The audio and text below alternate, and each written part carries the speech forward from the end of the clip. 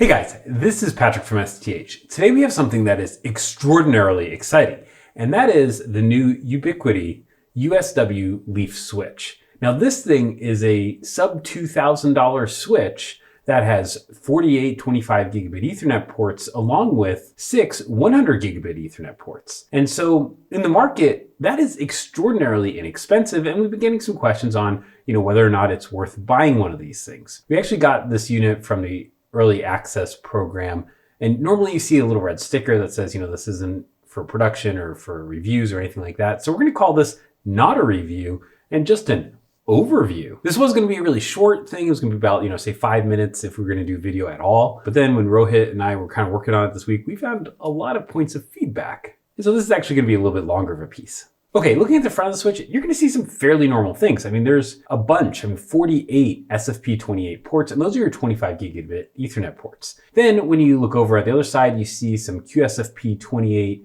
ports, and those are your 100Gb ports. Now, QSFP28 and SFP28 are the 125 gig versions of the newer versions, basically, of what was SFP Plus and QSFP Plus, which were our 10 gig, 40 gig generation interfaces. This is a big deal because bringing these ports down from the higher end and higher price segment down into something that SMBs really could potentially buy, and even at really small deployment sizes utilize, I think that's actually a really kind of phenomenal trend that we're going to see with this USW-Leaf switch. You're going to see a USB Type-C serial console port, which you can use to do management of the switch. It's a little weird to see USB-C form factor, but I mean, okay, it's something. Now, on the front of the switch, you're also going to see some things that are a little bit different. For example, there's a 1.3-inch LCD touchscreen, and the actual touchscreen features work pretty well. I mean, it's fairly responsive, so that's kind of cool. And that little touchscreen has things like status on it, which can be useful if you want to see status on your switch. At the same time, I mean, let's face it, these switches are destined for top of rack scenarios. That means that they're,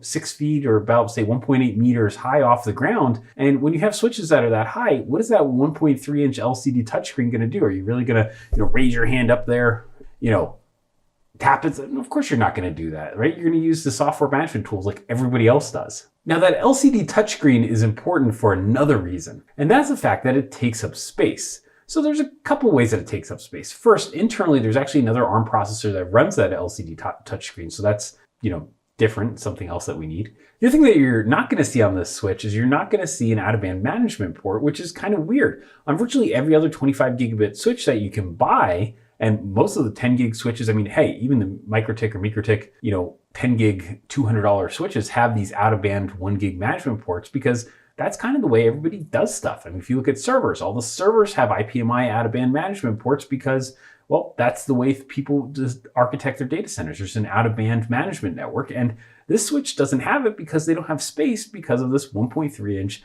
LCD touchscreen. It's totally bizarre. Now, the switch also has Bluetooth, so in theory, you can go walk up with your phone and you can get the thing to configure, using your phone and Bluetooth. It's something that's, really different. You see Dell using NFC and some technologies to be able to do that as well. But we couldn't get ours to work. So I don't know, we tried 2 different phones and it didn't work. So maybe that's a feature that's coming later, or maybe we just got unlucky with which phones we were trying. Maybe the Google Pixel 3 XL and some Samsung phones were just, not what you'd use for this, but it seems like an interesting feature. I don't know how useful it's going to be. Now, when we move to the rear of the switch, we start to see things that just go totally off the rails. So there's a total of 6 fans. Those are not hot swap fans. They're fixed fans. Almost every kind of higher end data center switch, especially of the 25Gb or 48 25Gb Ethernet switches, I mean, they all have hot swappable fans. I mean, this is just kind of like standard feature. And Ubiquiti said, no, we're going to save a couple bucks per, a couple cents per and not do that. The other thing that you're going to notice is that the power supplies are fixed and internal. So we don't have external hot swap power supplies, which is another feature that you typically would see on a switch of this caliber. But, Ubiquiti said, nope, we're not going to do it. So when we move to the inside of the switch, you can actually see the power supplies. And these are 350 watt mean well power supplies. They actually, look pretty nice. It's great that, Ubiquiti said, hey, we're going to get somebody that specializes in power supplies to make them. I mean, this is actually a really kind of nice design decision. And there are 2 of them. So you do have some kind of A and B power, which is also a great feature in this class. One of the kind of not so great bits about how this is set up is the fact that these are kind of more simple power supplies. And what that means is that the main communication, or really the main way that the motherboard sees the power supplies, is they see some kind of voltage and some kind of power coming in. And what that kind of has as a kind of higher level issue is that what happens when you pull a cable out? Well, when you pull a cable out and you don't have AC power, all of a sudden that power supply isn't lit up. And because it's not lit up, the motherboard thinks that you had a power supply failure. So if you actually only plug one AC cable in, you're going to see on the status display that you should contact support because a power supply failed, even though it's just, maybe you're doing maintenance on one of the power rails or whatever it is. It's just kind of one of those things that, if you're using a more standard data center power supply, they have communication buses that allow device to see whether or not the power supply has failed, or if it's just a power that has been turned off or isn't plugged in. So this is something that's a little bit different, and it's kind of a disadvantage of this design. You also can see that there's a 30GB SSD, uses silicon motion controller. I mean, that's cool. A lot of switches in this kind of segment have M2 SSDs, and it's actually kind of nice because if you have to replace it, it's not soldered onto the motherboard. You can just pop in a new M2 SSD, and that kind of makes replacement a little bit easier if you ever needed to do that. Now let's talk switch chip. And this is extraordinarily exciting. It is absolutely not what you would expect to see in the switch. Almost all of the 25 gigabit Ethernet switches that you see are based on some kind of Broadcom Tomahawk or something like that, right? Broadcom is like the 800-pound gorilla in this space, and yet Ubiquiti went with a different solution. They are using a 1.8 terabit per second switch chip from Nefos, I don't know how you say it, but it's a subsidiary of MediaTek, and they're focused on basically making super low cost switch chips. And so that's the ASIC that we found when we opened this sucker up. The CPU situation, you're going to see it says on the spec sheet that you have a 1.7 gigahertz ARM Cortex A57 processor, and that's kind of normal. You might see something like that in some kind of really low-end devices like NAS's and some kind of lower-end routers and stuff. But this particular one is actually made by Annapurna Labs. It's an AL324, and that AL324 and Annapurna Labs, you may say, I've never heard of them, but you've probably heard of their parent company, which is Amazon. Annapurna Labs was a company that Amazon actually purchased, and they are responsible for making the cloud CPUs that you might use like Graviton 2. And that's kind of cool just to see that they sourced a CPU from Amazon for this thing. Okay, inside the switch, we wanted to point out one other small item, and that's how all the cables are tied down. What you've probably seen from some of the shots that we're showing is that everything's just taped down. I mean, if you have all these 4-pin fan cables and you just see that these things are just kind of taped together and taped down.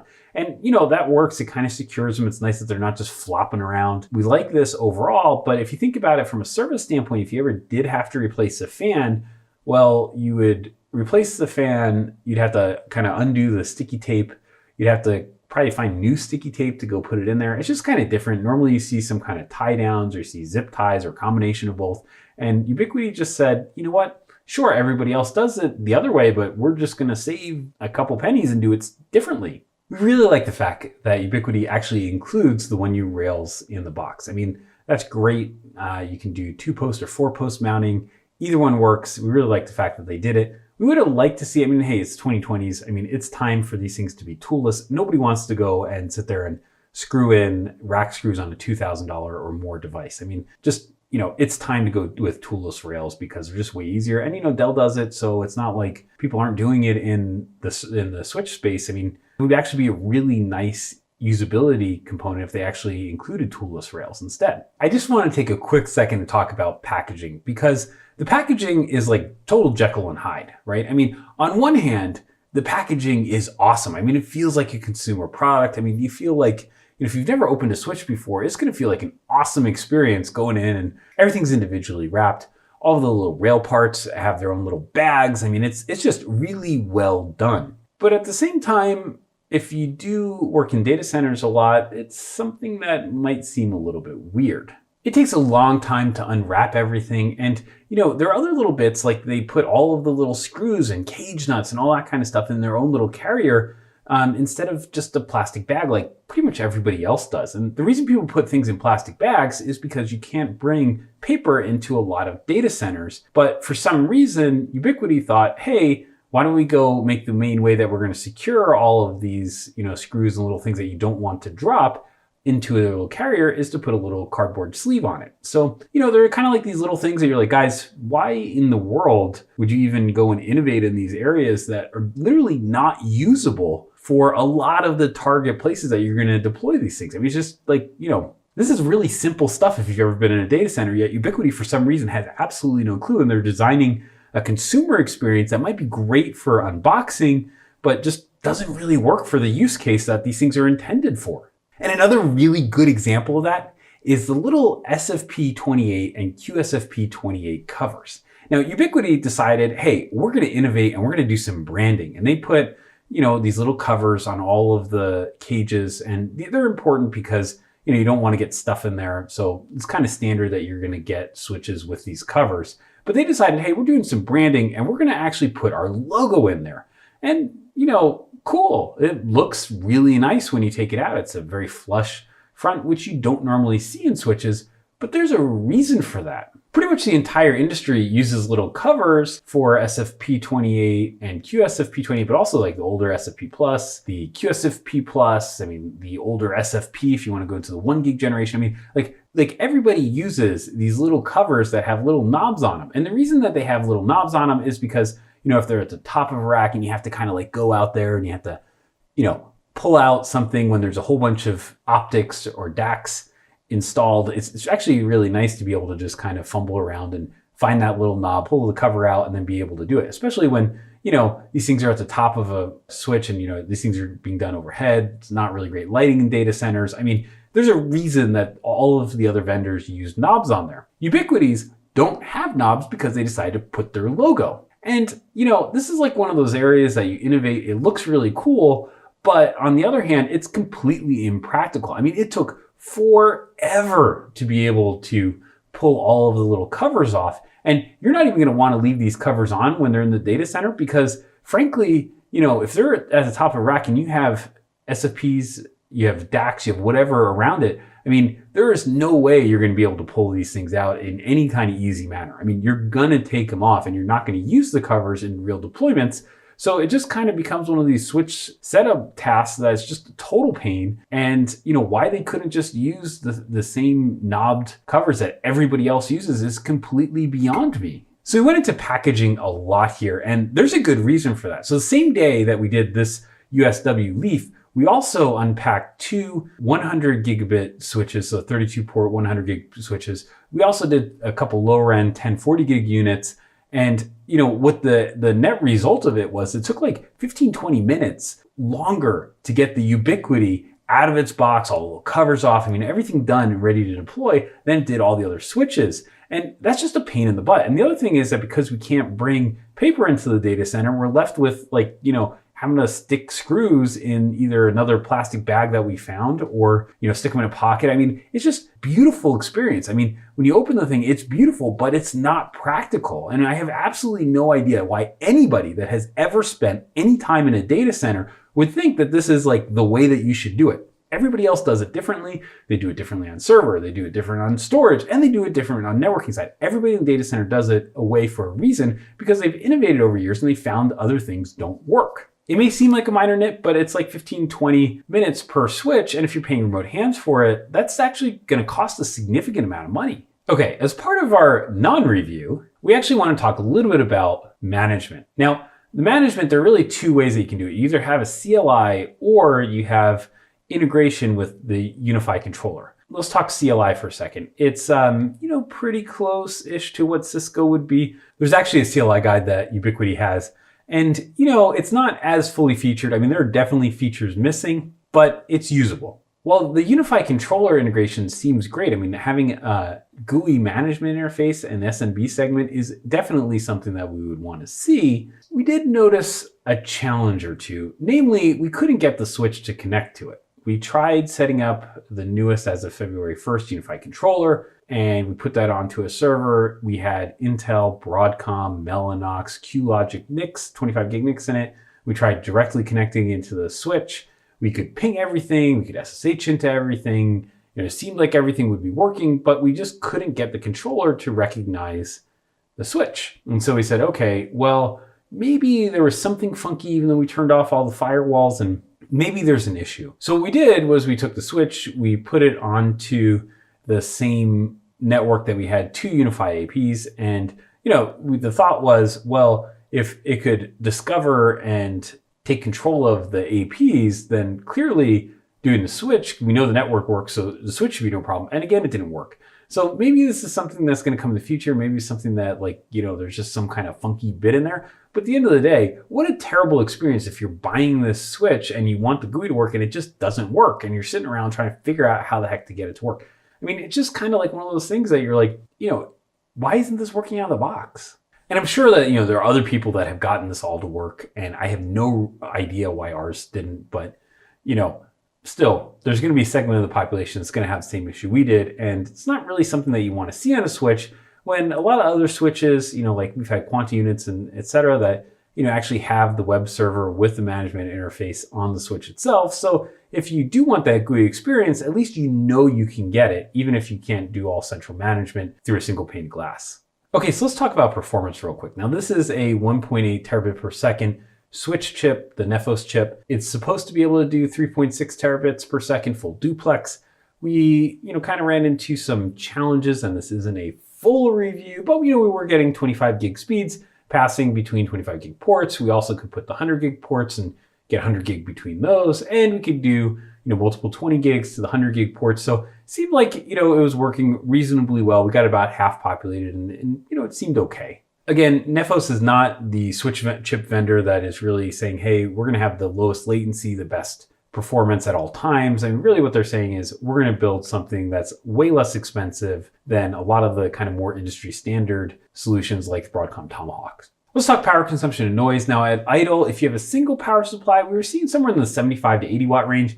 When you put in the second power supply, you lose some efficiency. So you're going to start seeing probably closer to about 85 watts of total draw between the two, maybe up to 90. And that's just kind of like one SFP28 DAC plugged in, and that's kind of maybe the lower end. Now the higher end you're going to see is about 350 watts on the spec sheet, and that's what the power supply is rated for. So, that's kind of your range. Now noise wise, it was actually not too bad. We thought this thing was going to be a complete screamer, but actually it's doing a pretty good job of spinning up and spinning down the fans according to how hot the switch chip gets and all the components inside. This is not something that you're going to want sitting in the same room as you when you work. You're not going to want it anywhere, kind of near people. But at the same time, if you have an equipment closet, it's not going to be one of those things that you can hear 200 meters down the hall while it's in an equipment closet. It's just not that loud. And Ubiquiti actually did a great job of keeping the noise down and appropriate for an SMB switch. Okay, from a market standpoint, we're extraordinarily excited about the Ubiquiti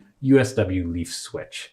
I mean, this is really bringing a new class of capabilities to a segment that really hasn't had access to high port count 25 gigabit Ethernet switches before, and 100 gig, as well. I mean, this is actually something that from a market standpoint is great. As you notice, we still have a couple of reservations. First, Ubiquiti hasn't necessarily been the best vendor in terms of product longevity. And what we mean by that is every once in a while, Ubiquiti will just cancel a product. And this is kind of like one of those ones where it's a new product, new area, there's some funky things. So, you kind of have to be a little bit suspect of whether or not it's going to end up being one of those ones where it just kind of gets canceled. In the data center, what buyers want is they want to be able to buy a switch, put it into a rack or 5 racks or 10 racks. And if they want to add another 5 or 10 racks down the road, maybe a year or two later, they want to be able to buy the same switch. They want to know that replacements are available. They want to know that they're easy to service. And these are kind of areas that Ubiquiti really needs to get a strong product release and product lifecycle process in place that they communicate and they commit to. From the software perspective, Ubiquiti also has to gain some trust. For example, why is somebody that's used to other network operating systems going to trust the Ubiquiti model and Ubiquiti software versus something that has more broad support? There are features like TFTP boot. There are features like multi-chassis link aggregation that just, this particular version of the software that we're using just doesn't have. And at some point you have to wonder like, hey, Ubiquiti, why didn't you guys just use Sonic and then make APIs into your UniFi controller? So that way, when you go to talk to customers and you say, hey, we have the switch, at least the customer can say, okay, well, this thing is inexpensive, but it's using Sonic. And I know there are a lot of people out there and everybody's pushing Sonic. So, okay, if worse comes to worse, I can get somebody to manage Sonic and this will work, right? Ubiquiti didn't go that direction. So you really have to kind of gain trust in their software, but they don't really have a great track record in terms of the data center. So, that's just another hurdle for Ubiquiti to get, over to be able to get a lot of data center customers. Still, let us be 100% clear. A $2,000 switch with 48 25 gigabit Ethernet ports and 600 gig Ethernet ports. I mean, that's just an insane value. It's lower than a lot of the secondhand Dell switches or other switches that are in this kind of performance and range. I mean, that's actually a really transformative product for the industry. So we totally applaud Ubiquiti for even having this idea and trying to execute on it. One thing's a little bit different, of course, about the data center market than you saw kind of in the Wi-Fi market of old. And that's that, we've already had this kind of push towards low cost. The idea of having a low cost white box switch plus having a open network operating system has already been done because all the hyperscalers a couple years ago said, hey, we don't really want to pay Cisco a ton of money. So instead, what we're going to do is merchant silicon white box switch, and we're going to go roll our own NOS or use an open source NOS. And that's what we're going to have in terms of a switching model. So there's a lot less cost and the margins are a lot lower in that market than we saw in some of the traditional networking markets. So Ubiquiti's model of going in and disrupting based on a cost basis, they can do things like using the Nefos Taurus switch. But on the other hand, there's only really so much disruption you can do because the market's already been disrupted. You're going to see, for example, that Ubiquiti says, oh, if you compare our switch to some of the other open switches running Cumulus, we're way less expensive. And you see that in their marketing materials. But Cumulus is a way better operating system than what Ubiquiti is providing. They're just two totally different classes. And so, really, is that a good comparison? I don't really think it is. But, hey, for marketing, maybe that's okay. One thing is for certain. After using this iteration of the USW-Leaf, we're definitely excited. I mean, Ubiquiti has something here that they do a couple refinements and, a couple revisions. I think it'd be a really good product. I think, the packaging, it's really nice, but, it's completely impractical and it's actually not even useless. It's a detriment to the product because of what they're doing. Some of the product lifecycle stuff is just really getting people kind of okay with the idea of having a Ubiquiti switch and putting that into their data centers. And I think that that's something that Ubiquiti can get through. They just kind of need some revisions. So overall, this is kind of a cool product, but we just kind of wanted in our not review overview to just kind of show some of the really cool things and some of the kind of, funky things that you see in this switch. I know this was a long one. It wasn't going to be this long, but we found a lot of kind of interesting things. So I just want to say thank you for sticking with us. And by the way, if you're still here, why don't you click on subscribe? Why don't you check out some of the other videos we have? And also there's going to be a main site article on this linked in the description. We're going to have more information. So thanks again for watching and have an awesome day.